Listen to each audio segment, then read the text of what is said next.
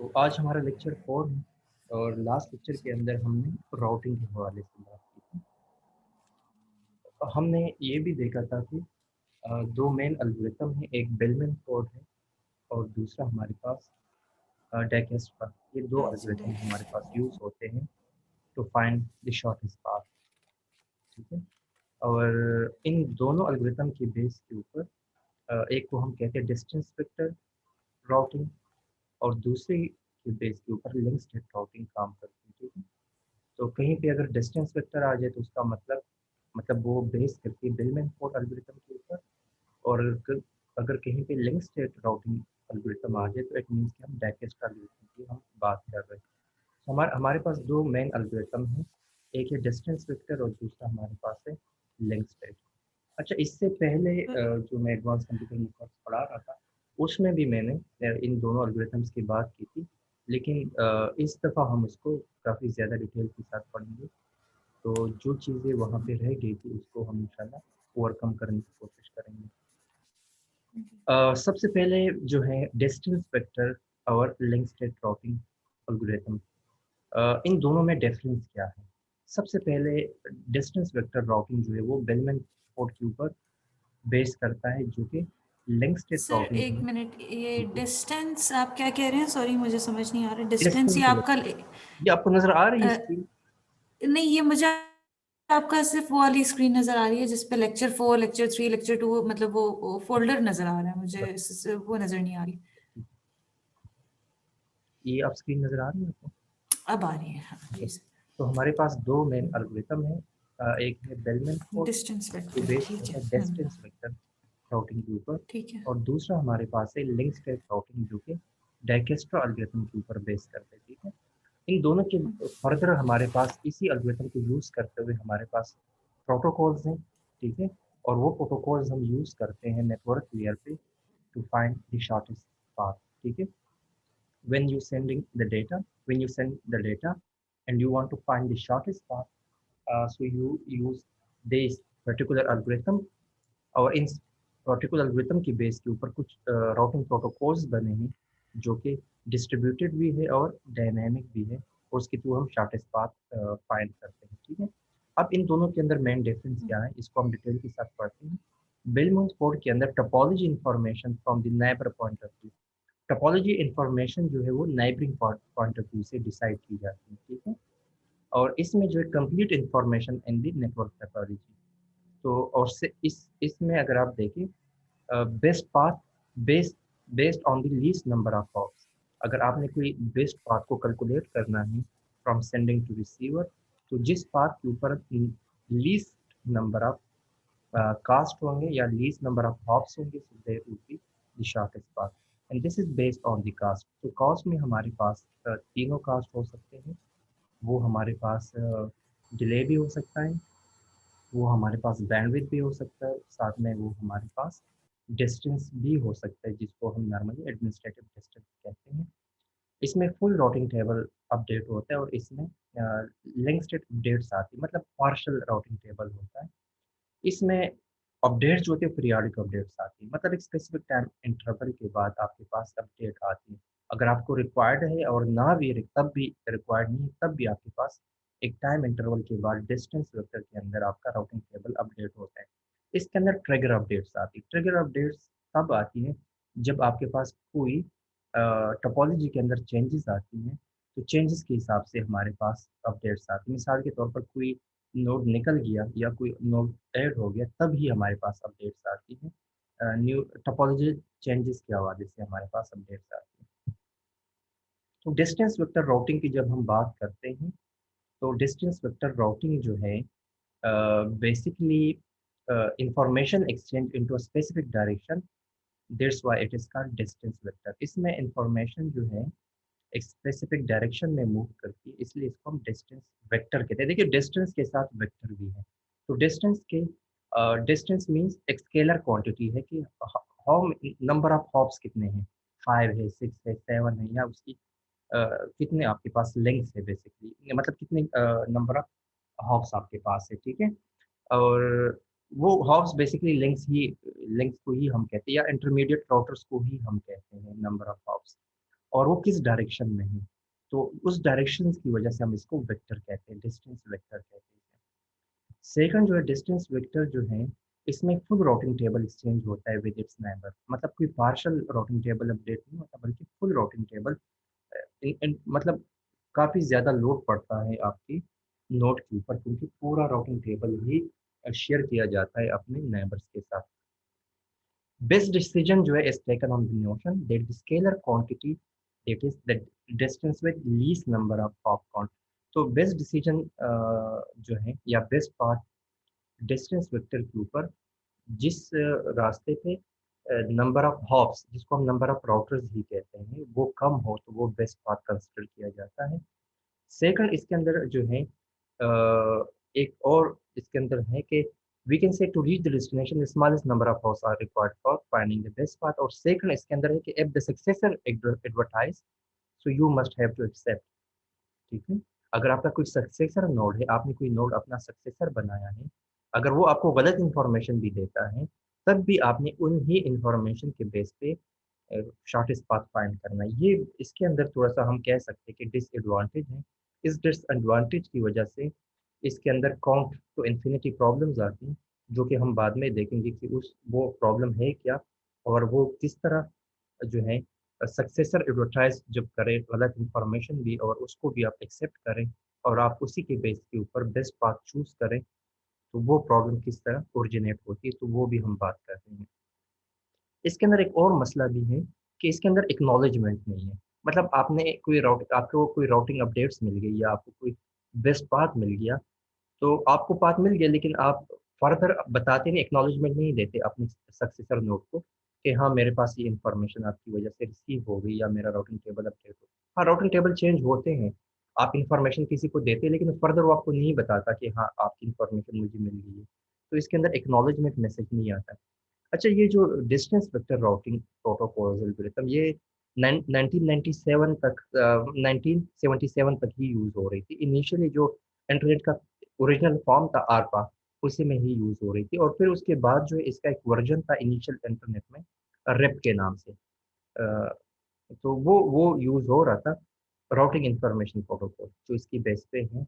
लेकिन वो प्रोटोकॉल जो है वो बाद में जो है वो अ, हमारे पास वो प्रोटोकॉल हमारे पास बाद में जो है चेंज हो गया, और वो आजकल आजकल जो राउटिंग टेबल है और या आजकल जो राउटिंग टेबल्स बनती है वो ज़्यादातर लिंक स्टेट के एल्गोरिथम के हिसाब से ही बनते हैं। और उसमें जो मेन प्रोटोकॉल है वो हमारे पास है OSPF, जिसको हम कहते हैं ओपन शॉर्टेस्ट पाथ फर्स्ट। तो सबसे पहले हम डिस्टेंस वेक्टर राउटिंग को देखते हैं, और हमने ये बताया है डिस्टेंस वेक्टर राउटिंग के अंदर आपके पास हम बेस्ट पाथ चूज करते हैं number of half counts. Half counts जिसको हम बाद में हॉप काउंट्स कहते हैं या हाफ काउंट्स कहते हैं, HOP है हॉप। तो इट मीन्स के नंबर ऑफ इंटरमीडिएट राउटर्स या नंबर ऑफ इंटरमीडिएट लिंक्स जो हैं उसी के बेस के ऊपर डिसीजन किया जाता है। तो अगर हम इस एग्जाम्पल से डिस्टेंस वेक्टर को देखें तो शायद आपको थोड़ी सी इंफॉर्मेशन मिल जाए। अगर हम स्टार्ट में देखें इनिशियल, अगर इसमें यह है कि इसके ऊपर तो हमने कुछ प्रॉब्लम्स भी सॉल्व किए थे, और हमने वो प्रॉब्लम सॉल्व किए थे जब हम फाइंड करते हैं from source to destination the shortest path. लेकिन इसमें हम वो प्रॉब्लम अभी नहीं देख रहे कि हम किसी सोर्स से डेस्टिनेशन तक हमारे पास शॉर्टेस्ट पाथ कौन सा है, बल्कि हम फुल राउटिंग टेबल को अपडेट करते हैं अकॉर्डिंग टू ईच नोड। तो हमने कितने हमारे पास नोड्स हैं, हमारे पास जो नोड है ABCDEFG 1 2 3 4 5 6 7, टोटल 7 नोड्स हैं। और इन 7 नोड से 7 नोड्स तक जो है आप दोनों साइड पे देखिए, ईच नोड से ईच नोड तक का हमारे पास जो है हॉप कितना है। तो अगर हम ए से ए काउंट करें तो अपने से अपने तक हमेशा जीरो हॉप काउंट होता है, क्योंकि अपने से अपने तक कोई दरमियान में कोई राउटर और नहीं आता, इसलिए हम इसको जीरो ही कंसिडर करते हैं। फिर ए से ए नोड से बी तक, तो ए से लेट सपोज ए से मैं बी तक देखता हूँ, ठीक है। सबसे पहले हम ए का राउटिंग टेबल बनाते हैं ए नोड्स के हिसाब से। तो ए से बी तक हमारे पास एक ही हाफ है, एक ही लिंक है, आपके आप देखिए एक ही लिंक आपको नजर आ रहा है, तो वो हमारे पास 1 है। ए से सी तक, क्योंकि ये डायरेक्टली कनेक्टेड है, ए से सी भी डायरेक्टली कनेक्टेड है, तो ये भी 1 है। अच्छा, जो हमारे पास डायरेक्टली कनेक्ट नहीं होते, ए से डी, लेट्स सपोज डी हमारे पास डायरेक्टली कनेक्ट नहीं है, तो फर्स्ट इटरेशन के अंदर इसको हम x के थ्रू हम लिखते हैं, या इसको हम इन्फिनिटी कंसिडर करते हैं। तो आप इसको x के थ्रू या इन्फिनिटी इन्फिनिटी का जो सिंबल है आप इसको यहाँ पे लिख सकते हैं। अच्छा, उन नोड्स को आप कंसिडर करते हैं फर्स्ट इटरेशन के अंदर जो आपके पास डायरेक्टली कनेक्टेड है। तो इसमें डायरेक्टली कनेक्टेड नोड जो है ए के साथ कौन कौन से हैं? ए के साथ हमारे पास एफ डायरेक्टली कनेक्टेड है, ए के साथ ई डायरेक्टली कनेक्टेड है, ए के साथ सी डायरेक्टली कनेक्टेड है और ए के साथ बी डायरेक्टली कनेक्टेड है। तो जो कनेक्टेड है उसके नीचे आप 1 1 लिख दें, अपने तक 0 लिख दें, और जो डायरेक्टली कनेक्टेड नहीं उसकी जगह आप एक्स या क्रॉस लिख दें, या इसकी जगह आप इन्फिनिटी लिख सकते हैं। फिर आप बी से देखें, ये सेम टेबल आप बी के हिसाब से बनाएं। बी के साथ डायरेक्टली कनेक्टेड सी है और ए है, तो सी और ए पे 1 है, बी अपने से अपने तक 0 है, ठीक है, और बाकी सारे आपके पास डायरेक्टली कनेक्टेड नहीं है, तो आप इसको क्रॉस कंसिडर कर सकते हैं। अगेन सी के लिए ये टेबल फॉलो हो रहा है, डी के लिए, ई के लिए, एफ के लिए और जी के लिए। तो फर्स्ट आपके पास राउटिंग टेबल जो है इस फॉर्म में बनेगा, ठीक है। जब वो सेकंड, ये इटरेशन 1 है जिसमें आपके पास टेबल बेल्ट होना स्टार्ट कर देता है, ठीक है, और आप अपने नेबरिंग नोड्स को बीकन मैसेजेस ट्रांसमिट करते हैं और आप फाइंड करते हैं कि उसके डिस्टेंस कितने हैं। तो फर्स्ट इटरेशन के अंदर जो डायरेक्टली कनेक्टेड है उसका हाफ काउंट 1 होगा, और जो डायरेक्टली कनेक्टेड नहीं है वो इन्फिनिटी या एक्स के थ्रू आप इसको, या क्रॉस के थ्रू आप इसको कंसिडर कर सकते हैं। अब सेकंड इटरेशन के अंदर आपके पास जो कनेक्टेड है वो भी आपके पास अब सेकंड इटरेशन के अंदर जो नहीं कनेक्टेड, और उसके साथ जो कनेक्टेड के साथ डायरेक्ट इंटरमीडिएट नोड्स हैं, अब ए के साथ जो डायरेक्टली कनेक्टेड है वो इस फेज में आएंगे। तो ए से ए तक अगेन 0 है, ए से बी जो डायरेक्टली कनेक्टेड है वो तो 1 1 है, लेकिन डी, ए से डी तक जो है सेकंड इटरेशन के अंदर हम पहुंच सकते हैं टू, एक 1 लिंक और ये सेकंड लिंक, हम इसको पहुंच सकते हैं। तो इसमें दो हाफ काउंट हमारे पास आते हैं, एक हाफ काउंट ये है, दूसरा हाफ काउंट ये है, तो इसलिए डी के नीचे मैंने टू, यहाँ पे टू लिख लिया है, ठीक है। और फिर जी जो है सेम, जी हमारे पास जो है वो एफ के थ्रू हमारे पास है, देखिए डी सी के थ्रू था और जी जो है वो एफ के थ्रू हमारे पास कनेक्टेड है, और वो भी हाफ काउंट इसका क्या है, टू है। फिर अगर हम बी को देखें, बी के साथ जो है पहले तो सी था और ए था, लेकिन बी के साथ अगले इटरेशन के अंदर डी आ जाएगा, एफ आ जाएगा और ई आ जाएगा। तो एफ, ई, ये सारे टू टू इटरेशन पे कनेक्टेड है, लेकिन जी सेकंड इटरेशन के अंदर जी नहीं आएगा बी के लिए, क्योंकि देखिए सी के साथ जो डायरेक्टली कनेक्टेड है वो आएंगे, ठीक है, सी और ए के साथ, मतलब जो नोड आपके साथ कनेक्टेड थे उसके साथ फर्दर जो डायरेक्टली कनेक्टेड है। तो ए और सी के साथ जी डायरेक्टली कनेक्टेड नहीं है, इसलिए सेकंड इटरेशन के अंदर ये बी में क्रॉस है, ठीक है।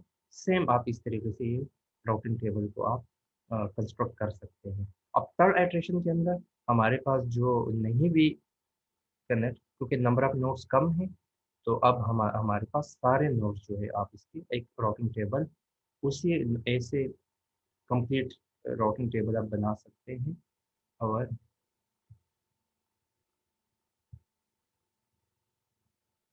अनीस, ठीक है, और फिर जी जो है इसी तरीके से आप राउटिंग को अपडेट कर सकते हैं। तो this is basically a distance vector routing, जिसमें आप क्या कर सकते हैं इटरेशन के हिसाब से डिफरेंट जो है आप बना सकते हैं, शॉर्टेस्ट पाथ फाइंड कर सकते हैं, जो कि बेस करता है नंबर ऑफ हॉप के थ्रू। अब हम देखते हैं इसको, कोई यहाँ पे कोई क्वेश्चन है तो आप पूछ सकते हैं।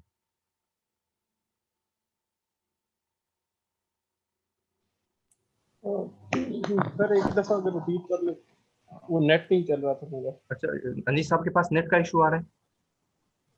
जी सर, अभी कुछ बेहतर हुआ है, अगर आप क्योंकि वैसे भी हमारे पास जो है रिकॉर्डिंग है, तो उसको फिर आप रिकॉर्डिंग को भी देख सकते हैं।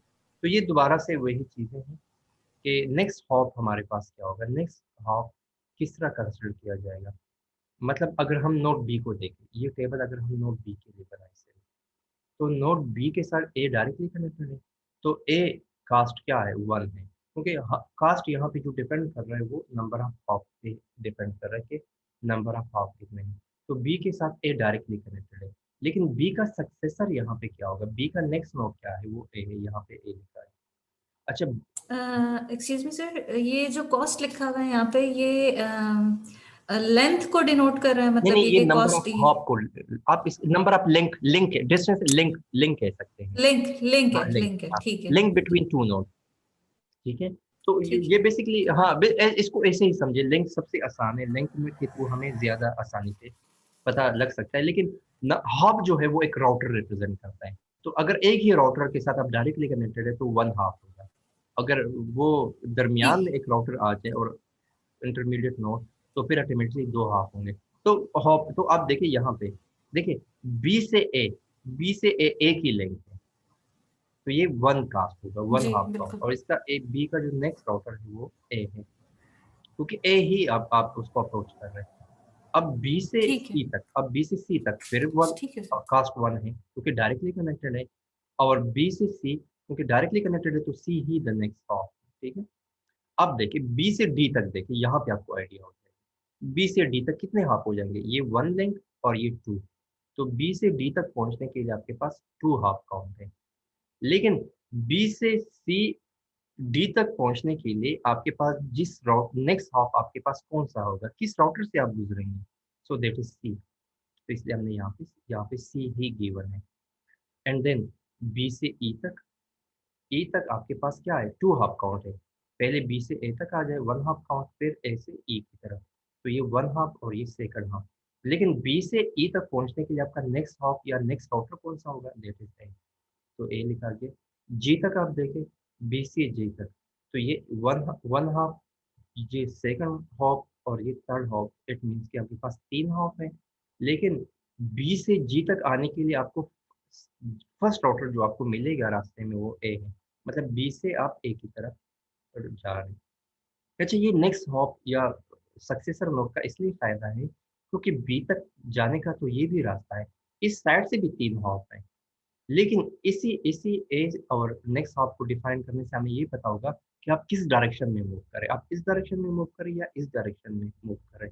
इसी वजह से this is called distance vector, कि इसमें न सिर्फ आपके पास नंबर ऑफ हॉप गिवन होते हैं या नंबर ऑफ लिंक्स का आपको आइडिया होता है, बल्कि आपको डायरेक्शन का भी आइडिया होता है कि किस डायरेक्शन में आपका डेटा मूव कर रहा है। अब डिस्टेंस वेक्टर राउटिंग के अंदर अगर कोई लिंक जो है वो फेल हो जाए, तो इसको किस तरह आइडिया होगा किसी नोड को कि हमारे पास कोई लिंक जो है वो फेल हुआ है, किसी भी रीजन की वजह से कोई लिंक जो है वो डाउन होता है।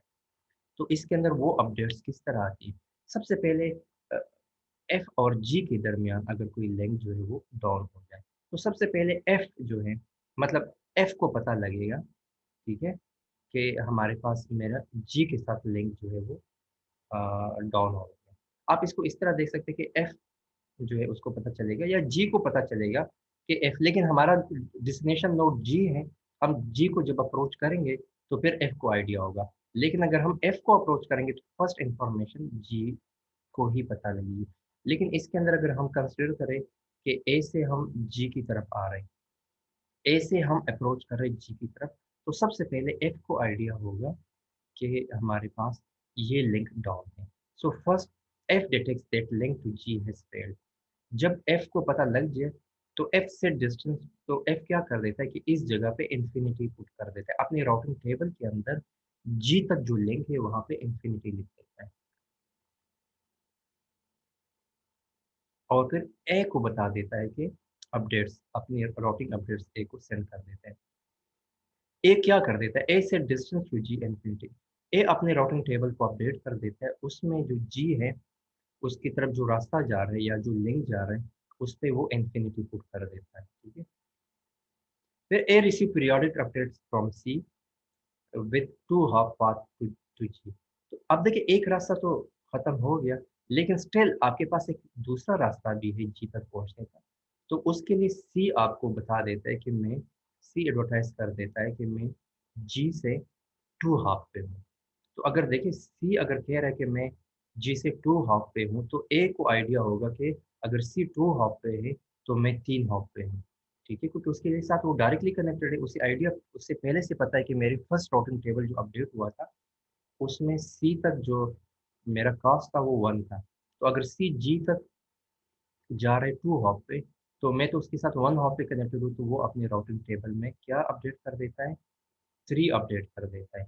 और F decide it can reach GN 4 hops या अरे। अब जो है एफ क्या डिसाइड करता है, एफ डिसाइड करता है, देखिए सी को तो आइडिया हो गया कि इसके साथ वो कनेक्टेड था, सी को तो पहले से आइडिया था। ए को सी के थ्रू आइडिया हुआ कि मेरे पास एफ के थ्रू अब मैं अप्रोच नहीं कर सकता, अब मैं सी के थ्रू अप्रोच कर सकता हूँ। लेकिन एफ भी चाहता है कि मैं जी तक कहीं ना कहीं से अप्रोच करूँ।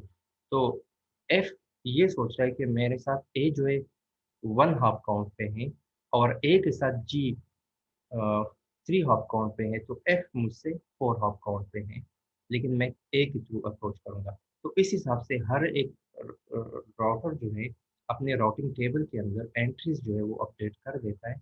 उसी एंट्री से उनको आइडिया होगा कि मैं किस डायरेक्शन में किस नोड के थ्रू उस पर्टिकुलर जो है डेस्टिनेशन को मैं अप्रोच कर सकता हूँ।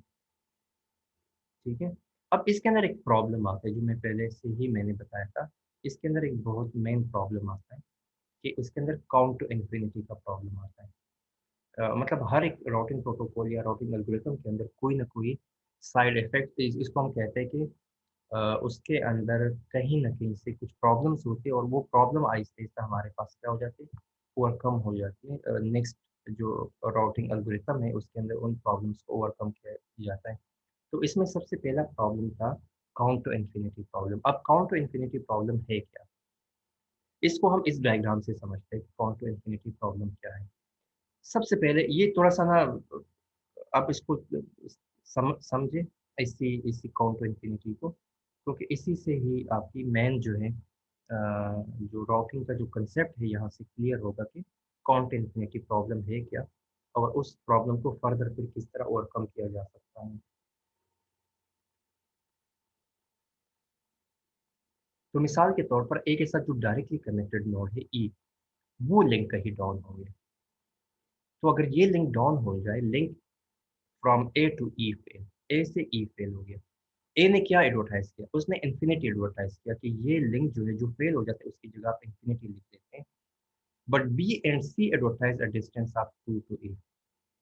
इसके अंदर मैंने एक बात कही थी कि अगर आपका कोई सक्सेसर नोड आपको गलत इन्फॉर्मेशन भी देता है, तो उन गलत इन्फॉर्मेशन को आपने क्या करना है, आपने एक्सेप्ट करना है, क्योंकि वो आपका सक्सेसर नोड से आपको इन्फॉर्मेशन मिल रही है।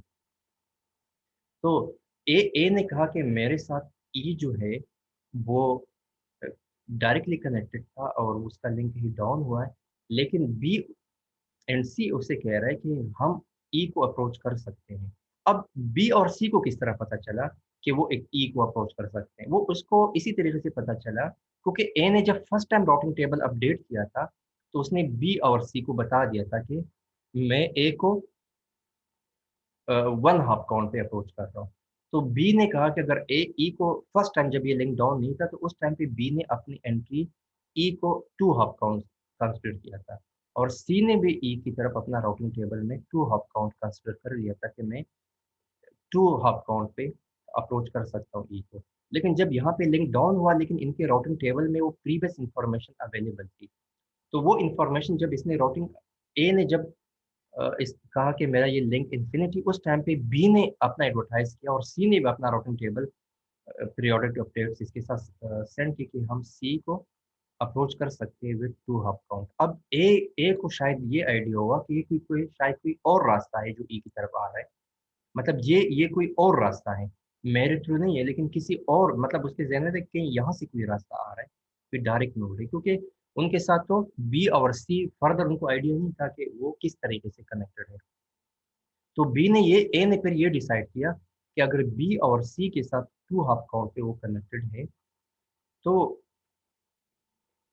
Be decide that it can reach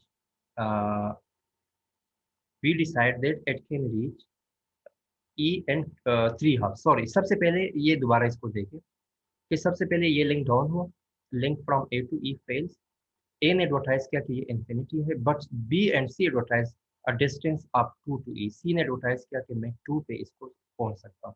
जब सी ने एडवर्टाइज किया 2 पे पहुंच सकता हूँ, तो बी ने ये कहा कि मैं 3 हाफ काउंट पे पहुंच सकता हूँ, क्योंकि बी ने कहा कि ए मैं इस साइड से जाना चाहता हूँ। तो बी ने कहा कि मैं सी को अपना सक्सेसर नोड बना देता हूँ, पहले वो इस साइड पे आ गया, और फिर मैं इस साइड से आ जाता हूँ। सो ये 1 हो गए, ये 2 हो गए, 3, लेकिन उससे फर्दर आइडिया नहीं था कि ये सी फर्दर ए के साथ कनेक्टेड है।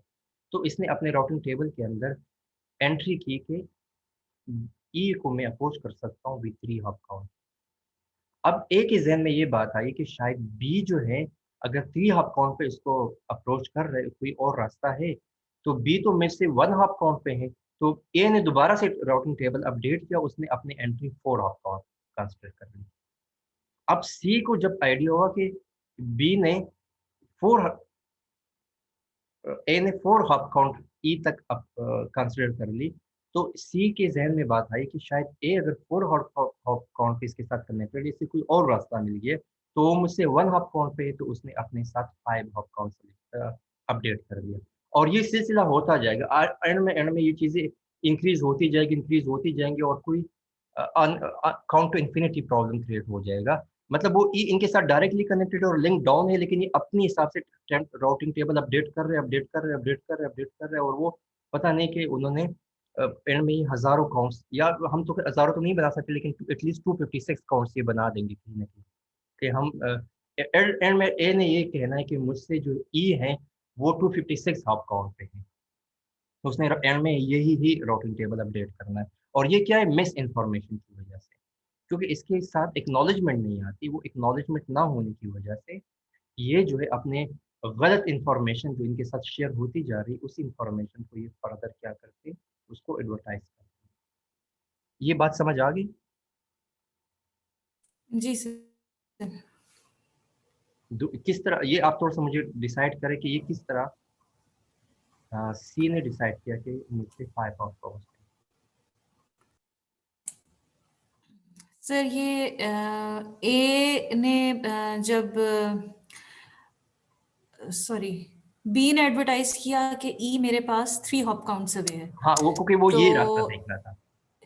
वो ये हाँ, जी बिल्कुल बी सी ए और ई वाला रास्ता हाँ, ये देख रहा वाला है ना, रास्ता बी से देख रहा सी, था, सी से बिल्कुल, ए और बिल्कुल, ए हाँ, से ई। बिल्कुल यही देख रहा ठीक है, था। उसने अपने ठीक राउटिंग टेबल है। में 3 तो अपडेट। जब जी, जी, जी, बिल्कुल। उसने उसने 3 हॉप्स अपडेट कर लिए, तो ए ने फिर ये डिसाइड किया कि अगर बी ई से 3 हॉप्स अवे है तो मैं 4 हॉप्स अवे हूँ हाँ, फिर, मैं 4 हाफ से, क्योंकि वो करके मैं क्योंकि इसको ए अपना से बी सक्सेसर एक ही हॉप बनाऊँगा। है, ठीक है। बिल्कुल, बिल्कुल। एग्जैक्टली, तो इसी तरह फिर आगे फिर सी ने डिसाइड किया, क्योंकि इन्फॉर्मेशन तो गलत इन्फॉर्मेशन तो सी की वजह से मिली थी। अब सी अपनी गलत एग्जैक्टली इन्फॉर्मेशन को ए से फिर दोबारा ले रहा है, और वो अपने आप अकाउंट में 5 दे रहा है। वो फिर अपने आप को इस पे डिपेंडेंट कर जी देता है कि मुझे अगर ए से बिल्कुल वो उस पे है, अगर ए से वो 4 पे है, तो फिर मुझसे वो 5 पे है। अदरवाइज़ वो गलत 5 पे इन्फॉर्मेशन है उसको बिल्कुल। 3 और से ही मिली थी इनिशियली ए को। अब ए से गलत इन्फॉर्मेशन जी सी को मिल रही है। अब ये चीज़ें होती जाएगी और एक ऐसा प्रॉब्लम बन जाएगा जो न सॉल्व होने वाला प्रॉब्लम है।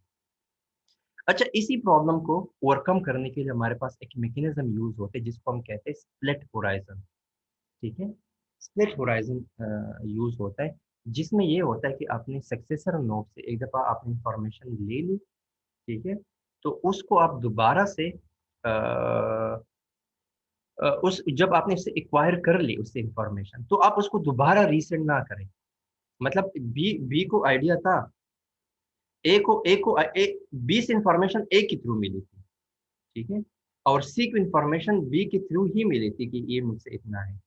तो फिर आप ए को आप दोबारा ना बताएँ कि मुझसे वो किसी और हाफ काउंट पे है। मतलब इसको रिवर्स फॉर्म में ना लेके आएँ। ये बात समझ आ गई? मतलब अगर नहीं आपने सर, ये ए थोड़ा सा अगर एक अगर दफा। बी ने इन्फॉर्मेशन ली थी कि ई मुझसे 2 हाफ काउंट पे है, तो फिर इसे ज़रूरत नहीं कि बी ए को दोबारा बताए कि मतलब ए की इन्फॉर्मेशन ही ऑथेंटिक मानी जाएगी। इंस्टेड ऑफ कि वो अपना राउटिंग टेबल इससे दोबारा उस पर्टिकुलर नोड के हिसाब से बताए, तो वो ए की ही इन्फॉर्मेशन को वैलिड कंसीडर करें। मतलब रिवर्स फॉर्म में इन्फॉर्मेशन ना दें। मतलब अगर आपका कोई सक्सेसर नोड है, तो सक्सेसर नोड से ही आपको इन्फॉर्मेशन मिली थी कि वो पर्टिकुलर नोड जो उसके साथ डायरेक्टली कनेक्टेड था, तो उसको फर्दर आप खुद से ना बताएँ कि हाँ, आपके साथ अगर वो इस तरह कनेक्टेड था, तो फिर मुझसे वो इतना ही दूर होगा। वो ये होगा कि आप poison reverse split horizon use करें with poison reverse. Poison reverse में ये होगा कि आप आपके सक्सेसर नोड से जिससे आपने इन्फॉर्मेशन एक्वायर की थी उस पर्टिकुलर नोड के हवाले से, तो उसके साथ वो जो पर्टिकुलर नोड है, उसके साथ आप अपनी इन्फॉर्मेशन ए के साथ दोबारा शेयर ना करे अपना राउटिंग टेबल उस पर्टिकुलर नोड के हवाले से, ठीक है, मतलब रिवर्स ना करे अपनी इंफॉर्मेशन, तो वो स्प्लिट होराइजन के थ्रू हम कनेक्ट कर सकते हैं। मिसाल के तौर पर सबसे पहले हम अप्रोच कर रहे हैं सी को, तो सी जो है ए से कितने हॉप पे है, सी जो है उसकी 2 हॉप पे है, ए से सी जो है, सी से ए, या हम कह दें कि ए से सी जो है वो 2 हॉप पे है और उसका नेक्स्ट राउटर क्या है, नेक्स्ट हॉप काउंट है 2 है, ठीक है। अब बी से सी जो है वो कितने हॉप पे है, 1 पे है और बी का जो नेक्स्ट राउटर है वो सी है, ठीक है। लेट्स सपोज अगर ये रास्ता, अगर ये लिंक बी से सी का लिंक कहीं पे डाउन हो जाए, तो ये क्या करता है, ये क्या कहता है, ये उस कास्ट को जो 1 था उसकी जगह इंफिनिटी कंसीडर कर देता है और ये जो नेक्स्ट नोड सी था उसको ये निल कर देता है क्योंकि उसका कोई नेक्स्ट नोड नहीं है, तो उसकी जगह मैंने ये लिख दिया, ठीक है। तो कि वो उसके साथ कोई जो है इसको इसने खाली छोड़ दिया कि उसका कोई नेक्स्ट नोड नहीं है। अब नेक्स्ट में क्या हो जाता है, अब ए जो है बी की तरफ लिंक जो है वो यहाँ से इंफॉर्मेशन इसकी तरफ और इससे इंफॉर्मेशन इसकी तरफ नहीं जाएगी क्योंकि ये इंफॉर्मेशन दोबारा इससे नहीं ली जाएगी रिवर्स फॉर्म में, ठीक है। तो अगर आपके पास कोई और नोड आ जाए, लेकिन फिर भी यहाँ पे एक मसला है, अगर कोई फर्दर नोड आ जाए, कोई एक्स्ट्रा नोड आ जाए, मिसाल के तौर पर एक डी आ गया, ठीक है। अब जब डी आ गया तो ए ने कहा कि डी जो है, बी जो है वो 1C है तो मुझसे 2B है, ठीक है। मतलब इसने कहा कि डी से सी जो है 2 हॉप काउंट पे है और वो बी के थ्रू है, तो इट मीन्स कि वो यहाँ पे ए कोशिश करेगा कि वो इस साइड से इंफॉर्मेशन सेंड करे। अगर वो इस साइड से इंफॉर्मेशन सेंड करेगा तो स्टिल हमारे पास वो प्रॉब्लम जो है वो कंसिस्टेंट रहेगी। मतलब एक साइड से तो आप थोड़ा सा इसको ओवरकम कर रहे हैं, लेकिन स्टिल हम कह सकते हैं कि डिस्टेंस वेक्टर के अंदर जो काउंट टू इन्फिनिटी प्रॉब्लम है आप उसको रिड्यूस तो कर सकते हैं समहाउ, लेकिन इसको आप कंप्लीटली मिटिगेट नहीं कर सकते हैं, ठीक है। अगर आपके पास कोई एक्स्ट्रा नोड आ गया और वो उससे कहीं गलत इन्फॉर्मेशन मिल गई और वो फॉरवर्ड है, ठीक है, तो उसके थ्रू जो है आप स्टिल आपके पास जो है ये काउंट टू इन्फिनिटी प्रॉब्लम आ सकता है, ठीक है। ये बात समझ आ गई? जी सर।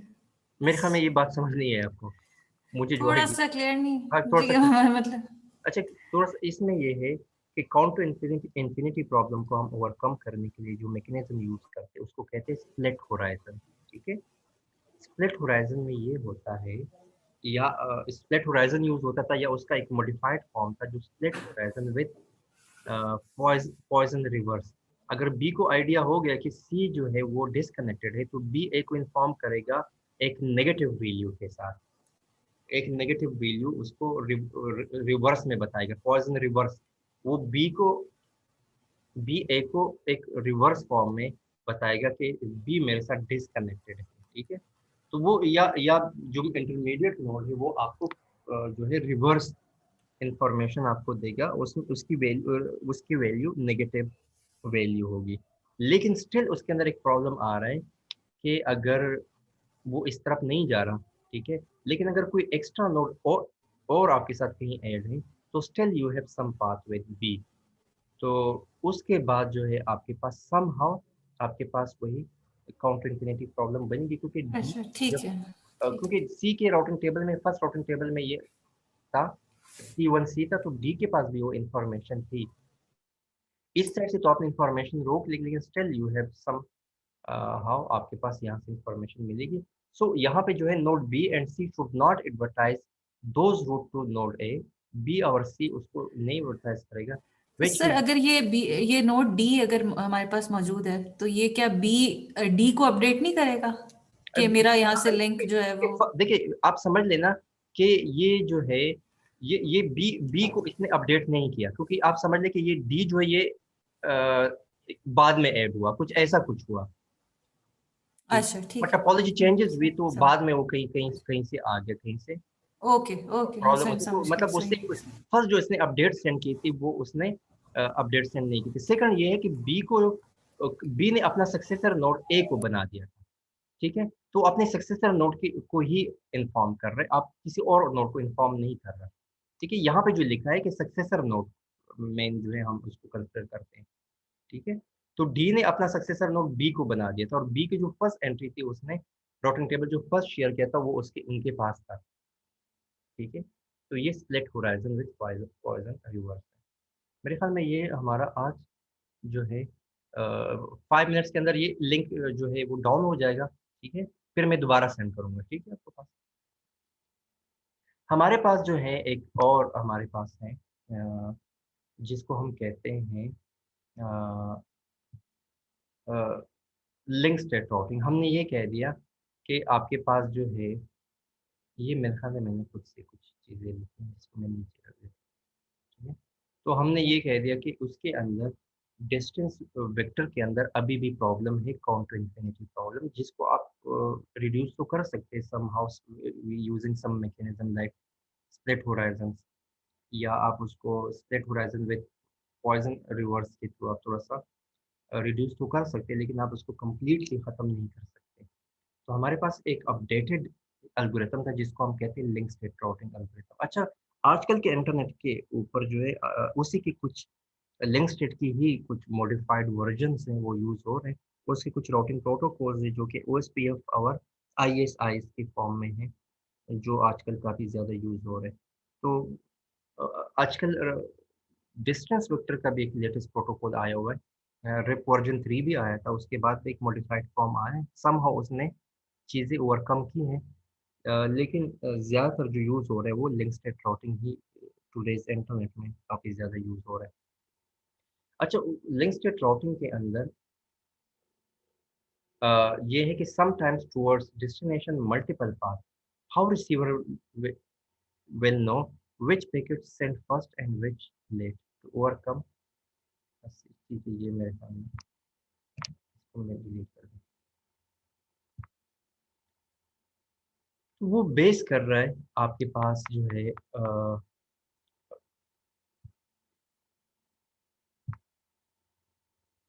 अनीस, आप सुन रहे हैं मुझे? जी सर सुनो। ठीक है, ठीक है। ये जो लिंक स्टेट राउटिंग है ये फ्लडिंग के ऊपर ही या ब्रॉडकास्टिंग के ऊपर ही हमारे पास है। ठीक है। अच्छा, उसमें ये है कि किस तरह ब्रॉडकास्टिंग होती है। मिसाल के तौर पर आपने एक्स नोड से जो है आपने टेबल को अपडेट करना है, तो एक्स सबसे पहले ब्रॉडकास्ट करेगा। तो जब वो ब्रॉडकास्ट करते हैं तो उसके साथ जो डायरेक्टली कनेक्टेड नोड है ए और सी, ठीक है, उसको फर्स्ट ब्रॉडकास्ट मिलेगा। ठीक है, और सी और ए दोबारा से रीब्रॉडकास्ट करेगा, तो फिर रीब्रॉडकास्ट के अंदर बी आ जाएगा और बी फिर क्या करेगा, फिर रीब्रॉडकास्ट करेगा। तो बी तक आपके पास जो है दो, ए से भी डेटा आ रहा है और सी से भी डेटा आ रहा है, तो वो एक को अपने पास रख लेगा, दूसरे को डिस्कार्ड करेगा और फिर उसको रीब्रॉडकास्ट कर देगा। तो आप इस तरह इसी डिफरेंट नोड्स को आप या राउटिंग टेबल को आप अपडेट्स कर सकते हैं, जिसको हम कहते हैं रिलायबल फ्लडिंग। अच्छा, अगर ये रीब्रॉडकास्टिंग का ऑप्शन नहीं होता और ए एक्स जो है वो डायरेक्टली डी तक एक ही ब्रॉडकास्ट में सबको डेटा सेंड करता, तो उसमें कुछ इश्यूज आते हैं। उसमें ये इशू आने के चांसेस थे कि आपके पास कुछ पैकेट्स जो है वो पहले पहुंच जाते, कुछ पैकेट्स बाद में पहुंच जाते हैं। तो डी को ये आइडिया ना होता कि हमारे पास कौन सा पैकेट पहले आया है या कौन सा पैकेट बाद में आया है। उसको ओवरकम करने के लिए हमारे पास एक मैकेनिज्म की सीक्वेंस नंबर यूज होता है। तो सीक्वेंस नंबर से भी आइडिया हो सकता है, लेकिन ये रीब्रॉडकास्टिंग वाला ऑप्शन ज़्यादा बेस्ट है, क्योंकि वो जो डेटा आता है वो रीब्रॉडकास्ट होता है, तो ऑटोमेटिकली आपको जो पता लग रहा है कि मेरे पास जो अभी इंफॉर्मेशन आ रही है दैट माइट बी वो आपके पास लेटेस्ट इंफॉर्मेशन होगी। अब अगर इसी ये एल्गोरिथम शायद आपको अभी समझ ना आए, ये शायद आपको अभी समझना है। इससे पहले हम एक एग्जांपल देखते हैं, एग्जांपल के बाद हम एल्गोरिथम की तरफ आते हैं, ये सूडो कोड की तरफ हम आते हैं, तो शायद फिर आपको ये आसानी से समझ आ जाए। ठीक है, सबसे पहले आपने रूट कैलकुलेशन करना है using link state routing algorithm. ठीक है, तो इसके अंदर दो आपके पास लिस्ट है, एक कंफर्म लिस्ट है, एक आपके पास टेंटेटिव लिस्ट है, और हमने राउटिंग टेबल जो है अपडेट करना है नोड ई के ऊपर। सबसे पहले आपने क्या कर सबसे पहले डी ने क्या किया कि सबसे पहले डी ने अपने आप को पहले अब सबसे पहले राउटिंग टेबल अपने आप तक ही होता है, अपडेट होता है। तो डी ने अपने तक 0, क्योंकि हाफ काउंट ये जो कास्ट है वो 0 है, जिसको हम कास्ट कहते हैं, लिंक स्टेट के अंदर कास्ट आता है। ये कुछ भी हो सकता है, ये बैंडविड्थ भी हो सकता है, ये आपके पास डिले भी हो सकता है। तो डी ने सबसे पहले इटरेशन के अंदर अपने आप तक ही कंफर्म लिस्ट में डेटा अपडेट किया। सेकंड लिस्ट में जब उसने सेकंड लिस्ट में वो प्रीवियस डेटा जो जो आपके पास प्रीवियस डेटा जरूर आएगा, उसके साथ जो मॉडिफाइड टेंटेटिव लिस्ट से कुछ डेटा आएगा। सेकंड लिस्ट में उसने अपने साथ जो डायरेक्टली कनेक्टेड राउटर है उसके साथ टेंटेटिव लिस्ट में उनको अपडेट कर दिया। तो डी ने कहा कि मेरे साथ जो है सी जो है डी से सी तक 2 हब काउंट पे है, और डी से सी तक जो नेक्स्ट है वो हमारे पास सी ही है नेक्स्ट हब पे। अच्छा, डी से बी तक जो है बी